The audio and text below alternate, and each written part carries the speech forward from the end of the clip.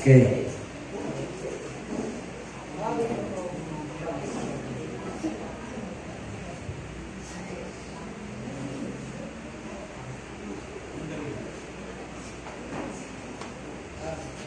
Hallelujah.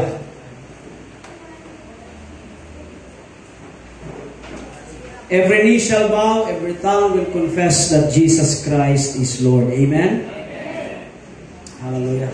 Kaya Mabs, nakasama ng konti sa akin. Kasi pause ako eh.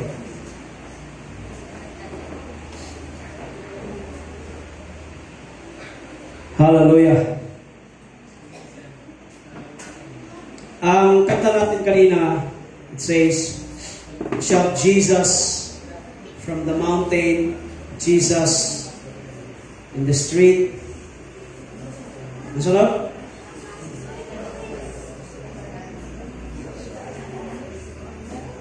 We're gonna say the name of Jesus every day over our family. Because in the name of Jesus, there is power. In the name of Jesus, there is power. Ay, mahinay mo ng amen? In the name of Jesus, there is power. In the name of Jesus, there is healing. In the name of Jesus, there is breakthrough. In the name of Jesus, ang stronghold ay nawala. Amen. In the name of Jesus, may kapayapaan. Hallelujah. Amen.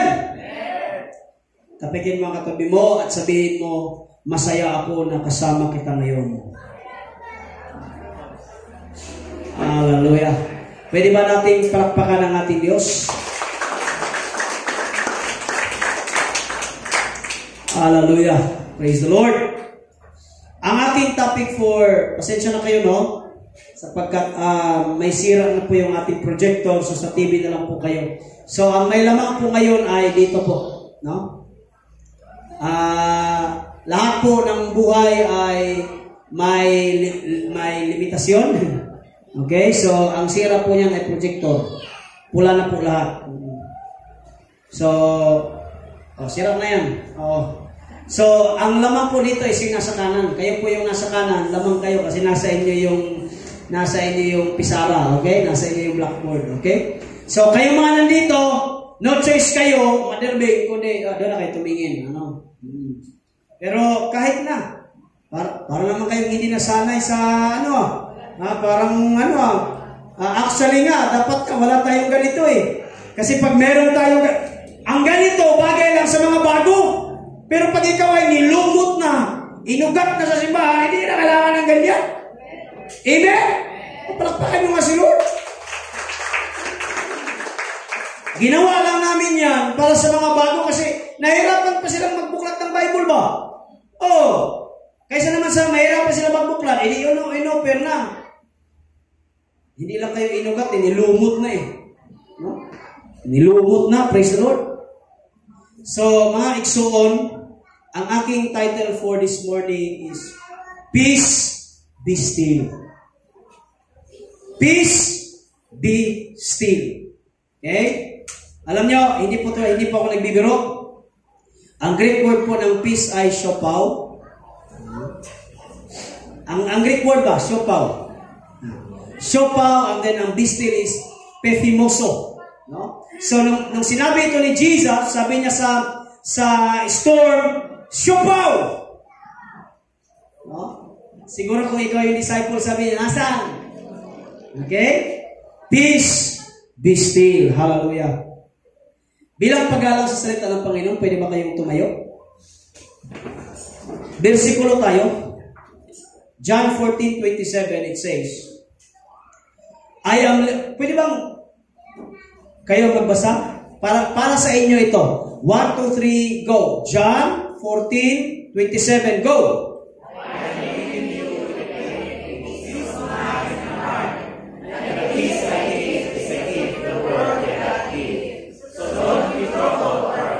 Wow! Kumpleto recados ang sinabi ng Diyos.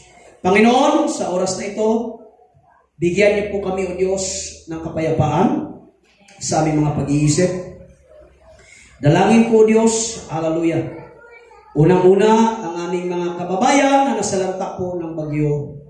Lord, especially sa Kabikulan, sa Batangas, Panginoon God, ipuin niyo po ang puso ng bawat isa, Panginoon God. Lalong-lalo na, O Diyos, ang mga nawalan ng mahal sa buhay, nawalan ng tirahan, Panginoon God. Magkaroon po sila ng kapayapaan sa kanilang mga puso, Panginoon. Lord, ganit po sa aming mga kapatiran na may mga karamdaman, dalangin ko rin po ang iyong paghipo at kagalingan. At ganit po, Diyos, sa mga kapatiran namin na nandito na kasama namin ngayon, Diyos. Maranasan namin ang iyong pagkilos at maranasan namin, Panginoon God, ang iyong pagsama. Sa pangalan ni Jesus, lahat magsabi ng Amen. Palakpakan natin ang Diyos. Okay. God is good? And all the time? Okay, so one more time, I acknowledge the presence of Brother Nico, no? And then the family. Salamat po sa inyong mga buhay sapagkat nagpapatuloy kayo. Amen? At ang pinakamasaya sa lahat ay pinagamit niyo po ang mansion po ninyo, no? Doon po sa Southville, mga kapatid, no? So, Lloyd, okay ba tayo dyan, Lloyd?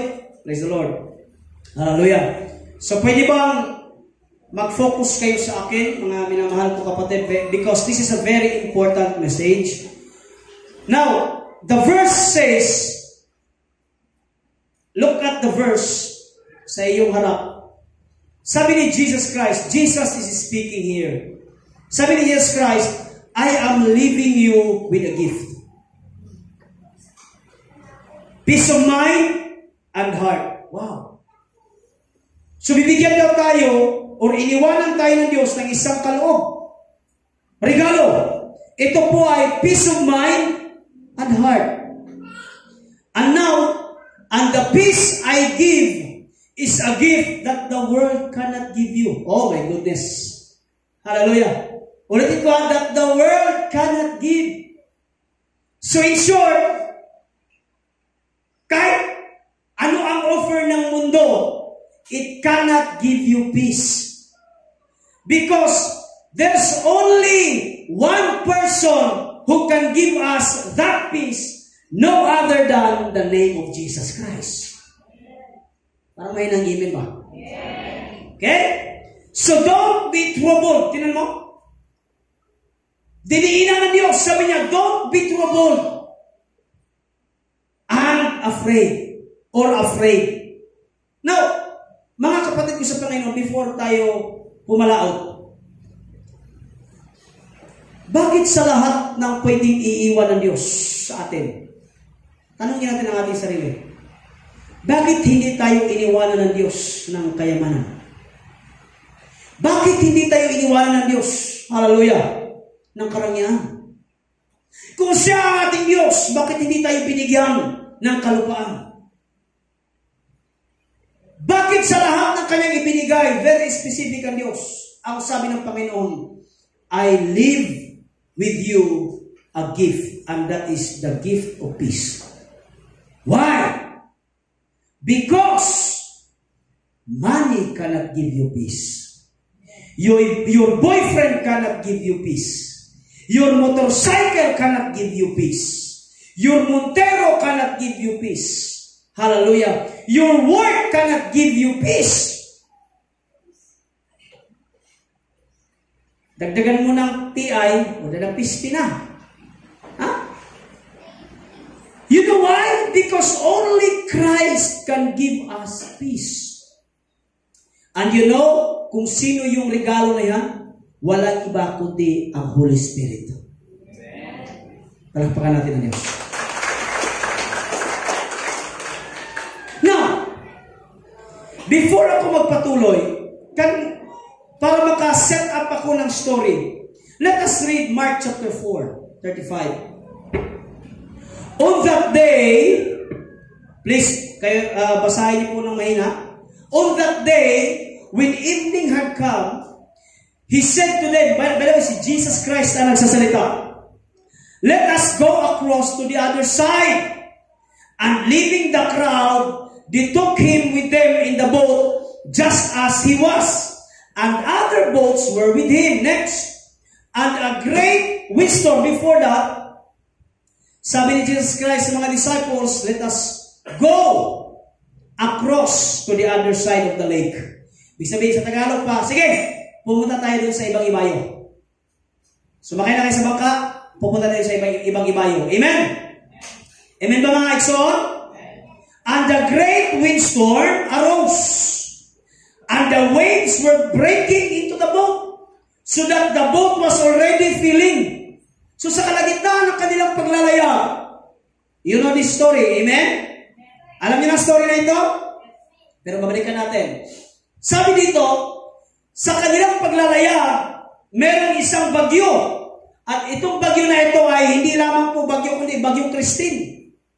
Yung kakadaan lang na bagyo ba? Sobrang lakas. Ano nangyari? Na kanilang bangka ay nakalagay breaking into the boat so that the boat was already filling. 38. But he was in the stern. Jesus. Si Jesus Christ ay nandoon sa likod ng bangka. Brother Nico, ano ginawa ni Jesus Christ? Jesus Christ asleep on the cushion. Now, let me tell you. Yung cushion na yan, unan yan, pillow ba? Sa ibang translation, pillow. So si Jesus Christ ay natulog sa likod ng bangka, nakatulog siya saan? Sa isang unan. Now, get yan. Kung wala kang purpose, Mother Bing, na matulog, pwede kang matulog na nakaganyan lang. Hello, amen? Pwede kang, or makuha ka ng pwedeng unan, makita dyan, tapos matulog. Pero, ang purpose ni Jesus Christ sa kanyang paglalayag, meron talaga siyang desire na matulog. Hello, amen? Bakit? Kumuha ng unan eh. Kumuha ng unan at natulog. So, klaro ba yun mga kapatid? And then, and they woke him up. So, habang tulog si Jesus Christ, binabagyo sila. Tulog si Jesus, tulog. Humihilig pa eh. So, anong nakalagay? And they woke him and said to him, Teacher, do you not care that we are perishing? Wala ka bang pakialam? Tulog na tulog ka dyan.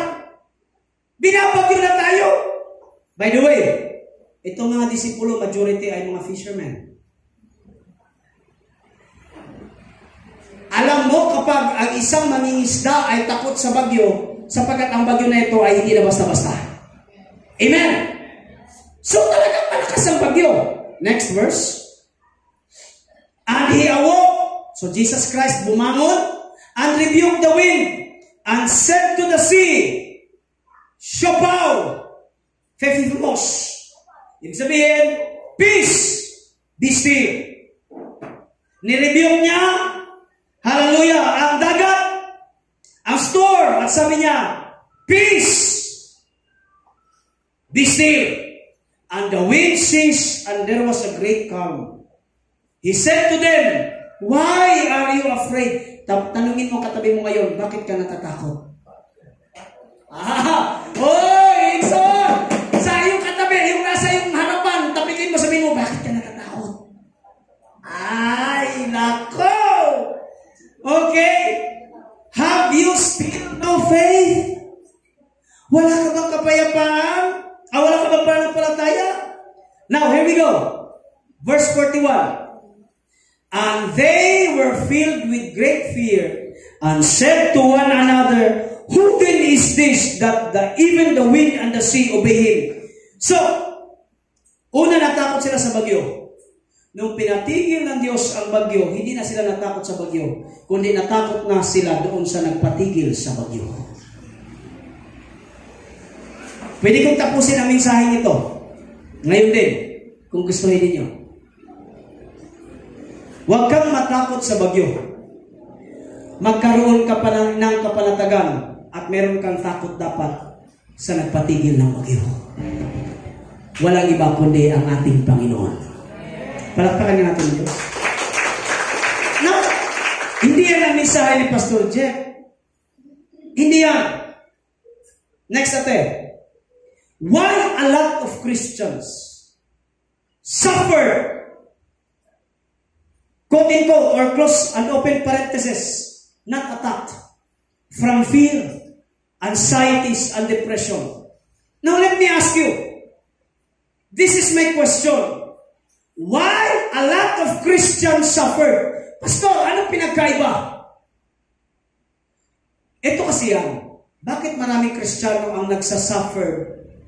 Number one, sa fear, anxieties, and depression. We are not exempted sa pag-atake ng fear. Amen? Hindi tayo exempted. Kahit ikaw na ang pinakabanal na tao sa balat ng lupa, hindi ka exempted sa pag-atake ng fear, anxieties, and depression. Pero ang word kasi na atake, isang atake lang. Pero sa Kristiyano, maraming dito. Maraming Kristiyano na nagsasuffer. Dapat ang fear, dadaan lang. Dapat ang anxiety, dadaan lang. Dapat ang depression, dadaan lang. Pero bakit marami sa atin nagsasuffer? Amen? Kasi may problem. Kasi hindi ka dapat mag-suffer, gaspal, ng fear. Hindi ko sinasabi, Brother Nico, na hindi ka pwedeng atakihin. Atakihin tayo. Pero dapat ang fear, dumadaan lang. Hindi mananatili. Amen? Ay, amen ba mga kapatid? Dapat ang takot, depression, and anxieties, hindi yan dapat manatili. Dapat dadaan lang. But the question remains, bakit maraming Christian ang nagsasuffer? Why? Now, sige ate. The real test is not on the classroom. Mantere. The real test is on the field. One more time. The real test is not on the classroom. By the way, yung exam sa classroom, that is not a test for me. That is evaluation doon sa klase na natutunan. That is what we call evaluation. But that is not the test. Because the test is not in the classroom. The test is on the field. Okay, Pastor, paliwanag mo. Si Pastor Jeff po ay mapalad sapagkat ako po ay, again, mapalad ako ha? Mapalad ako sapagkat ako po ay graduate ng 5 taon kasama po sa anak ni Mother Bing. Yung anak ni Mother Bing ay pastora, senior ko po yun. Iisa lang po ang aming Bible school. Mapalad po ako sapagkat ako ay graduate. Again, privilege, mapalad. 3 years. Pastor, paano po ang setup? 3 years academic, 1 year OJT, babalik ka sa school ng ika-5 taon for thesis. Ulitin ko, 3 years in academics, 1 year in OJT, on the 5th year thesis, babalik ka sa seminary. Si Pastor Jeff po, hindi po sa nagmamayabang, pero parang gano'n na rin. Okay? Si Pastor Jeff po, kahit paano, kahit medyo bugoy-bugoy gamay, naiutok. Hello, amen? Pagdating doon sa seminary, grabe, ang husay namin, ang yabang namin. Nagdidebate kami. What is trichotomy? What is dichotomy? Salvation cannot be lost. Predestination, premillennial, amillennial, postmillennial, doktrina, laban sa doktrina. Hala, nasa ba tayo? Bawal magpastora, pwede magpastora, bawal ang mahabang buhok, dapat maiksi ang buka. Nagdidebate kami, ang husay, ang yabang namin sa loob ng seminary. Buhay pa ba tayo ba? Ang husay namin sa seminary. In my 4th year, nag-OJT ako. 1 year yun, hindi ka pwedeng bumalik sa seminary. Doon ka sa field. Nung nandun na ako sa field, I humbly bow down myself sa inyo. Sa unang taon ko sa OJT, hindi pala unang taon kasi isang taon lang eh. Sa unang buwan ko, Sir Gaspar, sa OJT, ako po'y nagpakumbaba sa inyo na sabihin, nagmukha po akong tanga. Bakit? Yung lahat ng napag-aralan ko sa seminary, hindi ko na-apply sa field.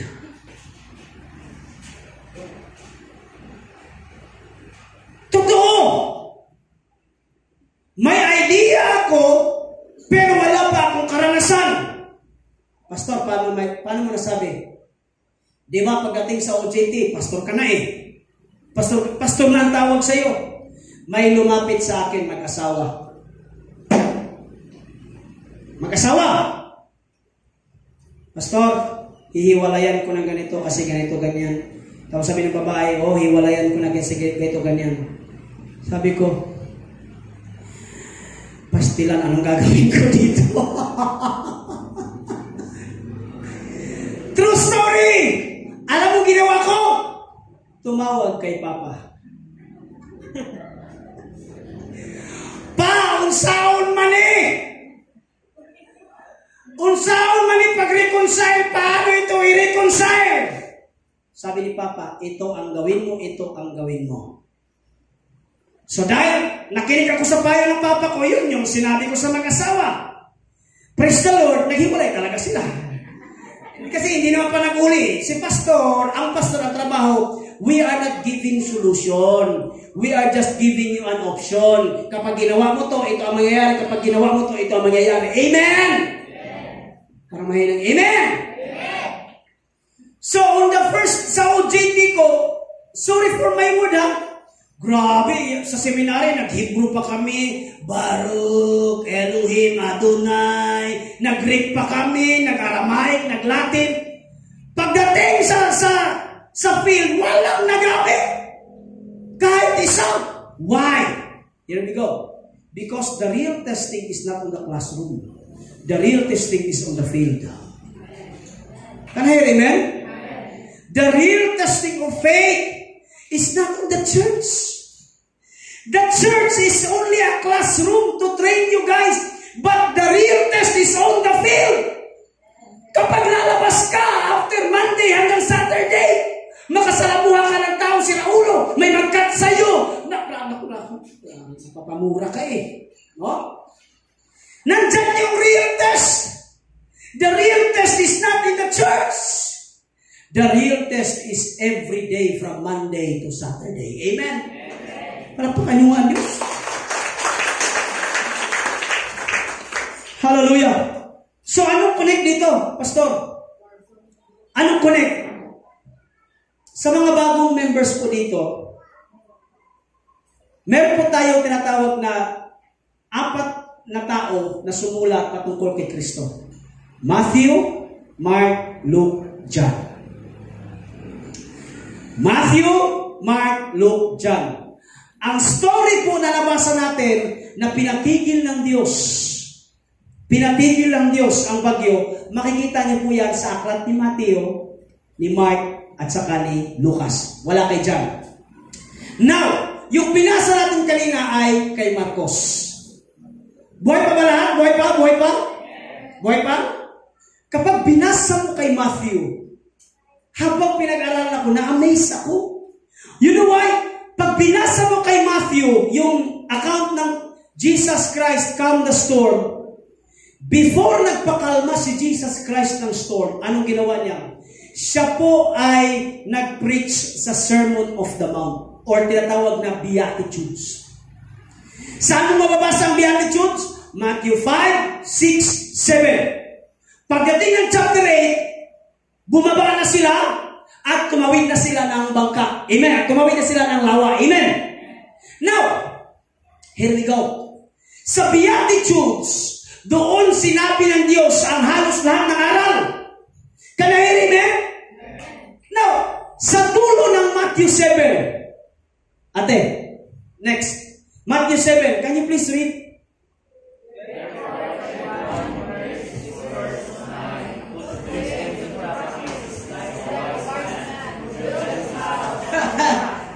Sige. Tapos na? Tapos na?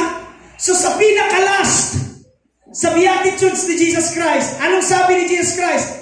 If anyone na nakakinig ng aking turo at isinasagawa, he is like a wise man. Okay? Built his house on the rock. Dumating ang bagyo dahil nakatayo sa rock, hindi nagiba. Amen? Pero ang tao daw na nakapakinig ng preaching ni Pastor Jeff, ni Pastor Bo, okay? nakarinig at hindi isinasagawa. It's like a person or a foolish man nagtayo ng bahay. Saan? Sa sun. Sa buhangin. Dumating ang bagyo, kasama ang bahay. Pastor, anong connect? Kakasabi lang ni Jesus ang sino man ang nakapakinig ng salita at i-apply, he is a wise man. Amen? Ngayon, sige ate, next verse. When Jesus had finished saying these things, the crowds were amazed. Kasama ang disipulo. Wow! Lord, gusto ko maging ganyan. Lord, yung sinasabi mo ba? Gusto kong makuha yan. Gusto kong ma-apply yan. Gusto kong maging ikaw. Sabi ni Jesus Christ, tingnan natin to kung ma-apply ba nila yung sinasabi ko. So, ano ginawa ni Jesus Christ? Not only in a classroom. Anong sabi ni Jesus Christ? Tingnan natin kung ma-apply nila yung sinabi ko. Anong sabi ni Jesus Christ? Let us go across to the other side of the lake. After nila makapakinig ng salita ng Panginoon, dumating ang application. Ulitin ko. After nila makapakinig ng salita ng Panginoon, dumating ang application. Yung pagbaybay nila sa lawa, yun na sana ang application ng kanilang narinig doon sa Sermon of the Mount. Pero hindi nila nagawa. Nakuha nyo na mga kapatid? Nakuha nyo na? Dapat ma-apply na nila. Pero ang problema nga, hindi nila na-apply. Now, balik tayo sa question. Ate, why a lot of Christians suffer from fear and anxieties and depression? Pwede bang yung katabi mo sabihin mo, bakit ka nagsasuffer? Come on, church. Sa likod, pwede bang isang kalabit sabihin mo, bakit ka nagsasuffer? Dalawa lang. Number 1, bakit tayo ay nagsasuffer? Because our problems overrule God's promise. One more time. Bakit maraming takot, nakakaranas ng depression, anxieties? Because, ate, next mo. Wala na? Our problem overrule God's promises. Paano ko nasabi? Mark chapter 4, 35 to 36. On that day, when evening had come, He said to them, sinabi ng Diyos sa mga disciple, let us go to the other side of the lake. May pula. Yung may pula dyan. Let us go to the other side of the lake. Di ba promise ng Diyos yan? Di ba promise ng Diyos yan? Na sila ay makakatawid sa ibang ibayo. Amen? Di ba promise ng Diyos yan? Hindi sinabi ng Diyos na may bagyo. Ang sinabi lang ng Diyos, makakatawid sila doon sa kabilang ibayo. Let us go to the other side of the lake. And hey, it's not only about Christ. Hindi niya sinabi, let me go to the other side of the lake. Anong sabi niya? Let us, kasama ang mga disciples na makakatawid. Pero nung dumating ang bagyo, ano nangyari? Nakalimutan na nila ang promise ng Diyos. Amen? Parang mahinang amen ba? Nakalimutan na nila ang promises ng Diyos. Na ang promise ng Diyos, makakatawid sila. Pero because of the problem overrule the promises of God. Maraming ganyan sa atin, mga kapatid. Let me tell you, matagal ka nang pinagaling ng Diyos. Sino po dito ang may mga karamdaman? Itaas po ang kamay. Let me tell you, pinagaling ka na ng Diyos! Walang pangaluan, Diyos! Bakit, Pastor? Huwag mong hayaan na yung problema ay hindi ako magaling. Nag-overrule, kinain yung promises ng Diyos. Ano promise ng Diyos sa atin? Hindi ka iiwan ng Diyos. Hindi ka papabayaan ng Panginoon. Pero ang problema sa atin nga, pag nandyan na yung problema, nawawala na yung mga promises ng Diyos. Amen? The problem, mga igsoon, is very simple. Our problems overrule the promises of God. Every time na kayo ay may problema at anxieties, kapatid, magkaroon kayo, i-check ninyo kung ano ang promises ng Diyos.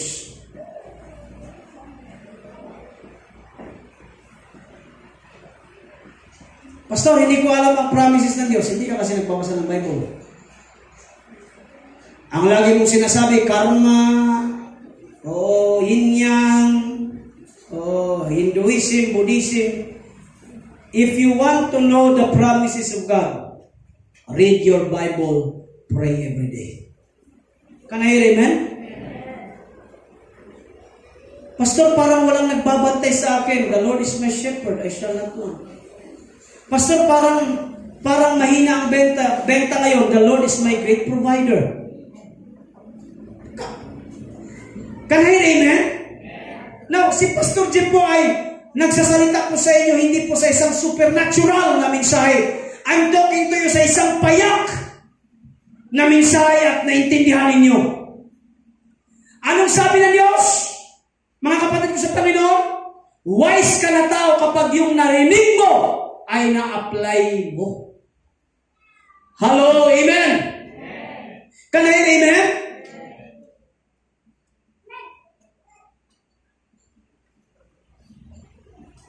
Kapag sinabi mo na ikaw lang nag-iisa, sabihin mo lang. God says, I will never leave you nor forsake you. Kapag ikaw ay nangihina, God will strengthen me. Amen? Pwede ba ako makahingi ng amen? Every time na may problem, dapat hindi ito mag-overrule sa promises ng Diyos. Dapat ang promises ng Diyos ang maghari sa problema mo. Sarap yung dukdukan ng microphone. Can I hear amen?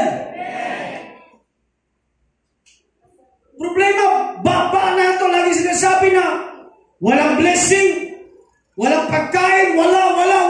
Puro ka kasi wala. Pero meron ka naman. Meron. Ay, parang mahina ang amen.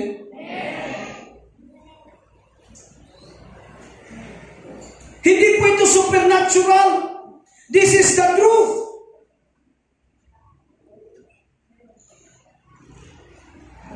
Nasabi ko na ito kahapon sa mga bata. The devil is a liar. Pag sinabi ni Satanas na merong katotohanan sa akin, liar talaga yun. Because wala pong katotohanan kay Satanas. Biruin mo, sasabihin, ang laki-laki ng problema ko, Pastor, bakit ganito yung ilong ko? Biruin mo yan, ilong lang pinaproblema. Totoo yan. Pastor, bakit ganito yung ilong ko? Pastor, bakit ganito ang kulay ko? Pastor, bakit ganito ang height ko? Tapos titingin sa salamin. Hindi niya alam, bumubulong na yung yawa, yung kaaway. Sabi ng kaaway, pangit ka. Sabi ng kaaway, pangukan. Kailangan mo nang i-enhance yan. Okay lang sana kung may pera ka. Alam niyo ang pinaka-bless natin lahat? Bless tayo. Bahala nagpango. Basta may butas. Makahingi ako ng amen. Pinaproblema pa yan eh. God's promises is bountiful. Pwede bang yung nasa likod mo sabihin, mayaman ang pangako ng Diyos? Come on. Sa iyong harap, sabihin mo, mayaman ang pangako ng Diyos. See? Wag lang ma-overrule ng problema. Amen? Pangalawa. Sabi ko siya, dalawa lang ako eh. Pangalawa, bakit maraming fear and anxieties? Our problems dominates God's presence.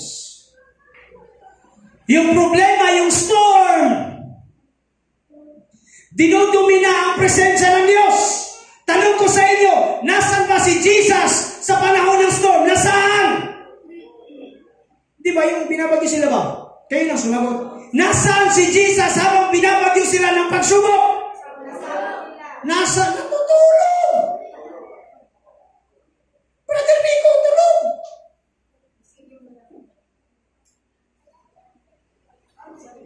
Can I amen? Ang problema sa atin, pag dumating ang problema, feeling natin nadodominate ang presensya ng Diyos. Kuya Ray, pag may problema, huwag kang mag-alala kasi ang presensya ng Diyos ay nasa buhay mo, nasa loob mo. Ay, talapakan niyo ang Diyos. Basahin natin, ang great windstorm arose and the waves were breaking into the boat so that the boat was already filling. But Jesus was in the stern. Sa Gaspar, tulong. Magsabi ka ng iminang, Jesus is Lord. Amen. Jesus is God. Amen. Kung si Jesus ay Diyos, alam niya ang nakaraan, kasalukuyan at ang hinaharap. Amen. Ay di ba alam niya may bagyo? Alam niya may bagyo. Pero bakit pinili pa rin niya matulog? Why? Kasi nga hindi maapektuhan ng bagyo, hallelujah, ang kanyang pagtulog sana. Hindi siya nagising sa bagyo. Nagising siya dahil ginising siya ng mga disipulo. Amen. So ang purpose ni Jesus, habang naglalayag, may bagyo. Meron. Kaya ito ang katotohanan. Kapag na kay Kristo ka na, hindi ibig sabihin na walang pag-atake. Pero dapat hindi po yan manatili. Ay, naku, parang mamahinang amen. Ulitin ko ha. Meron pong pagsubok na darating sa iyo. Amen? May pag-atake. Amen? Pero hindi yan mananatili. Dapat mula bayran ha. Dadaan lang yan. Mupalitra na. Ayo, papalit ako. Pag humagpalit mo, hawara na. Amen? Hindi yan tatambay at mag-iinom doon sa gilid na tindahan. Aalis din yan. Sapagkat ang pagsubok ay katulad ng isang ulap. Wala pong isang ulap, mga kapatid, na nanatili sa isang tahanan ng matagal. Katulad nito, it will come to pass. Palakpakan yung Diyos. Amen? Pero ang problema, na-dominate yung presensya ng Diyos. Nasaan ba si Jesus? Natutulog. So, pastor, ang dapat ginawa? Alam mo, ito ang ginawa dapat ng mga disciples. Number 1, they joined Christ sleeping.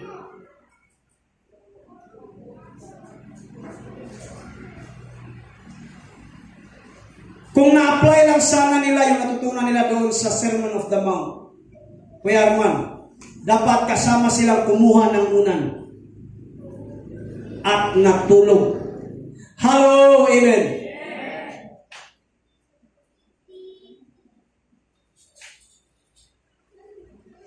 Pag may problema, Kuya Ray, kahit anong isip mo yan, hindi mo mababago ang problema. Para maisan ang problema mo, matulog ka. Para mahinang amen. Sa sobrang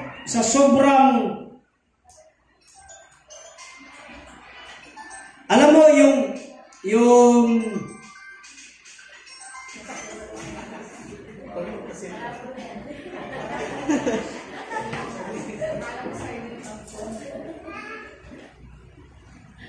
pumunta ako doon sa Mercury Drug. Alam mo yung Islipasil? Islipasil ba? Yung Islipasil po ay para siyang candy na gummy bear na pag kinain mo to, ikaw po ay makakatulog. Akala ko mura lang yung Islipasil. Yung isang garapon po niyan ay worth na sa 800 pesos. Tingnan mo ang scientist. Pinaglolo ko tayo eh. Magbabayad kayo ng malaking halaga para lang makatulog ka? Tanungin niyo si pastor. Hindi na kayo magbabayad, pakapihin niyo lang. Isa lang sasabihin ko, basa ng Biblia doy.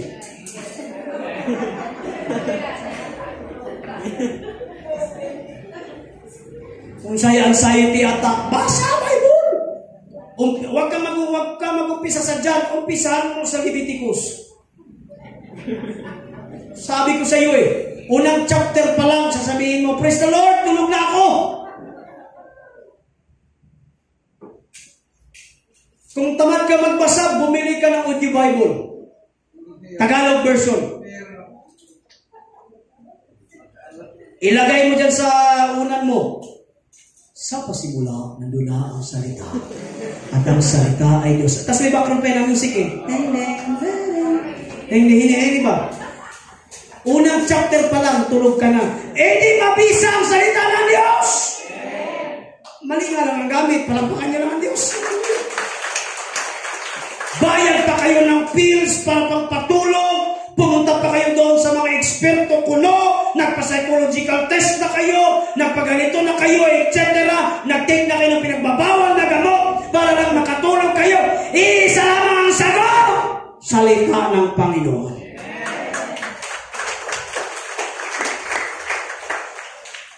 See? Una lang eh. They can join Christ sleeping. Tingnan mo yung mga mata ng iyong katabi kung pumuputok ba.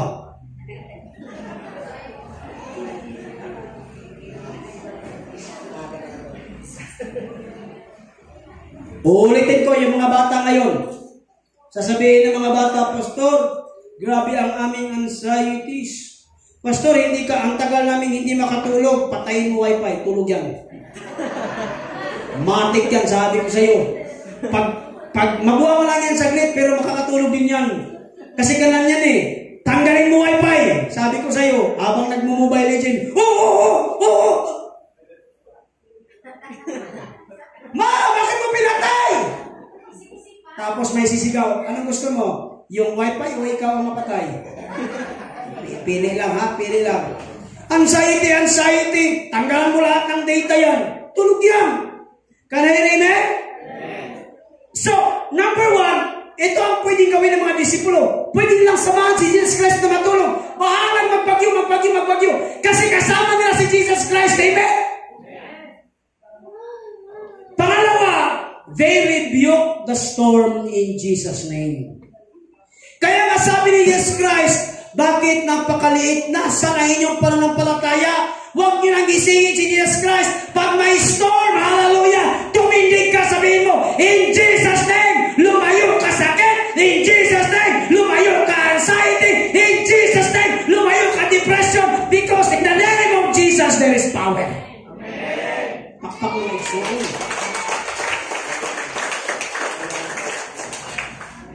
Hallelujah. Is the Lord. They rebuke sana. Praise the Lord. Hallelujah. John 14, ate. And I will ask the Father, and He will give you another advocate to help you and be with you forever. That advocate is the Holy Spirit. Aalis na si Jesus. Naku, dumating na naman ang fear ng mga tao. Sabi ng mga disciples, aalis ka na naman, Lord. Sino? Iwan mo na naman kami. Anong sabi ng Panginoon? Oops! I will ask the Father and He will give you another advocate. Okay? To help you and be with you forever. Kapatid, hindi naman siguro tayo mga bobo, no? Alam po natin, be with you forever. Ibig sabihin, hanggat hindi ka kinukuha ng Diyos, kasama mo ang banal na Espiritu. Ay, parmay ng amen. Amen? 18, I will not leave you as an orphans. I will come to you. hindi ka po iiwanan ng Diyos na parang nasa orphanage, na walang magulang. Ikaw ay bibigyan, hallelujah, ng gift, and that is the Holy Spirit. Last but not the least, John 14.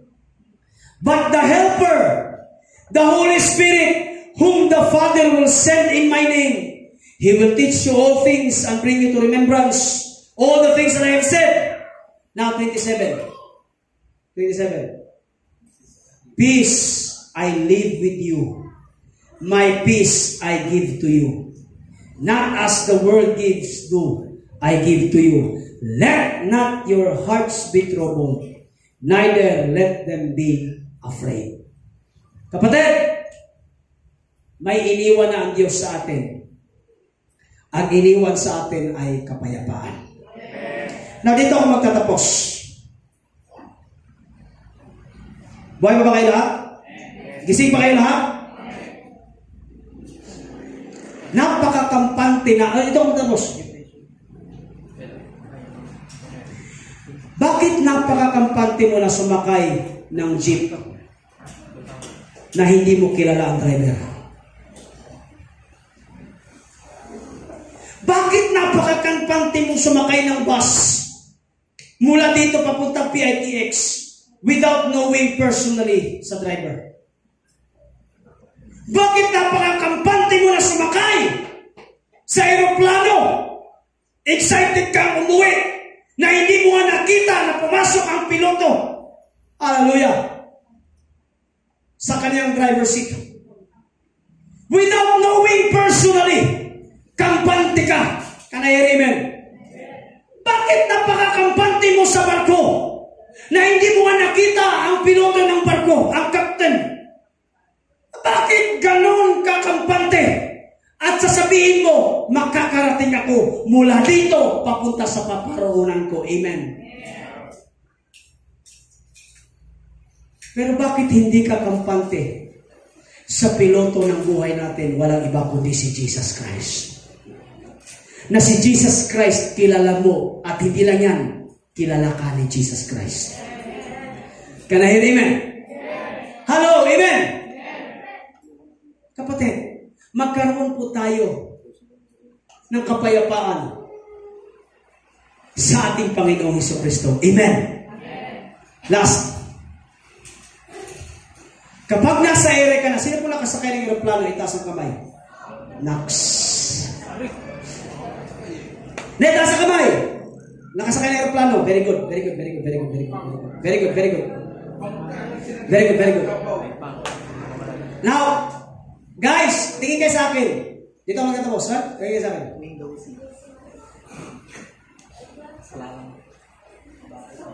Kahit anong balita ng piloto, hindi nyo iintindihin. Ang nasa isip nyo, once na ikaw ay nakasakay, naka-seatbelt, naka-ready na yung sukahan, kung nagsusuka ka, okay? Wala kang pakialam sa sinasabi ng piloto. Ang nasa isip mo, makapunta ka sa kung saan ka makakapunta. Makinig kayo. Amen? Now, paglipad pa lang,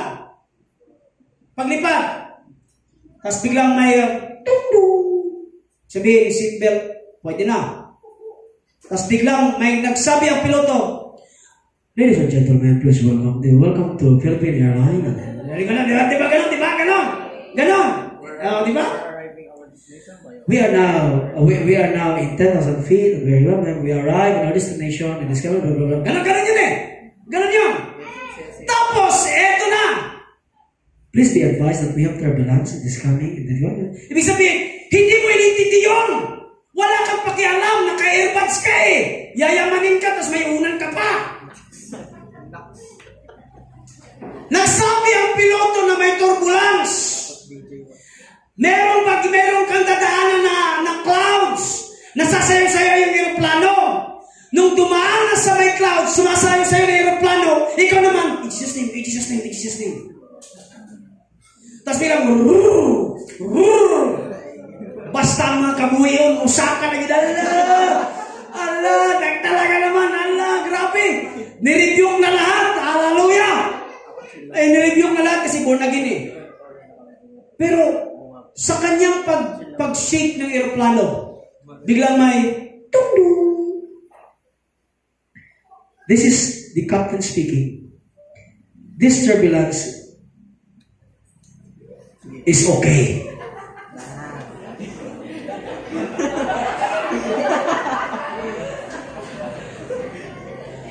This turbulence is just all right.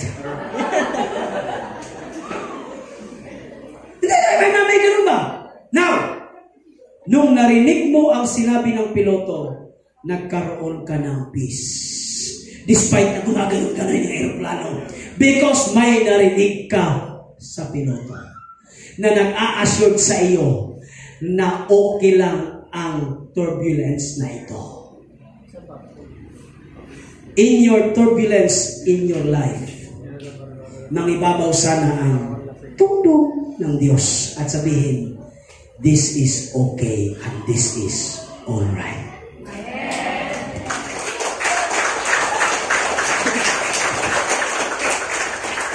One more time. Peace I live with you. My peace I give to you. Kapayapaan ay nasa atin na. Magkaroon po tayo ng kapayapaan sa ating buhay. God bless us all.